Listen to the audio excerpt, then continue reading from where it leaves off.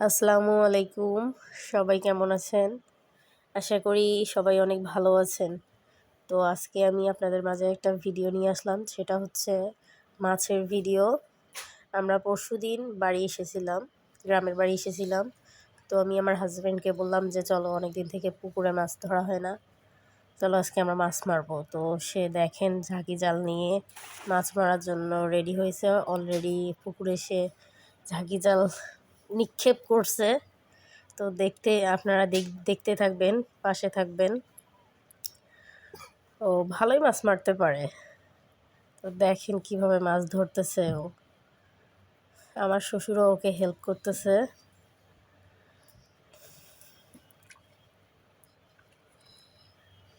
অনেকগুলো মাছ লাফালাফি করতেছে, দেখেন পুকুরেই লাফালাফি করতেছে।